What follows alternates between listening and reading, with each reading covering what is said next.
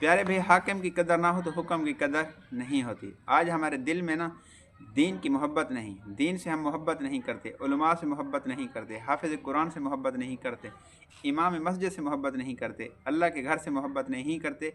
इसलिए पूरा मोहल्ला 8 से 10 हज़ार सिर्फ तनख्वाह इमाम मस्जिद को देते हैं। इसके बावजूद इमाम मस्जिद थोड़ा नमाज से लेट हो जाए तो बातें हम करते हैं।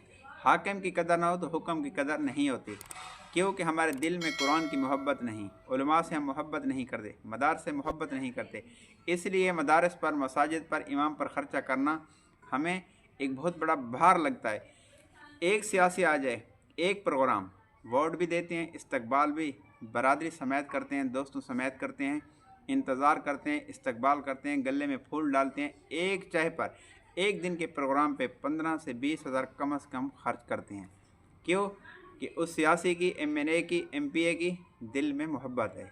इसलिए खुदा के लिए अल्लाह ताला मुझे और आपको भी, अल्लाह ताला पूरी उम्मत को उलमा से, मदारस से, मराकज़ से, अल्लाह वालों से मोहब्बत करने की तौफ़ीक अता फरमाए।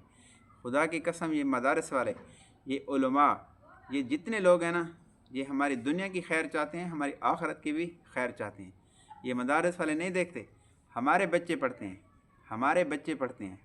खुदा की कसम, हमारे बच्चों के लिए ये चादर बिछा कर बैठे होते हैं 10-10 रुपए के लिए। तो कम से कम सोचना चाहिए कि आज हम गरीब से गरीब बंदा जो अपने बच्चे को, अपनी बेटी को, अपने बेटे को स्कूल जो भेजता है तो कितना ख़र्चा करता है। तो इसलिए अल्लाह ताला हम सबको दीन से मोहब्बत करने की तौफ़ीक अता फ़रमाए, उलमा से और इमाम मस्जिद से मोहब्बत करने की तौफ़ीक अता फ़रमाए।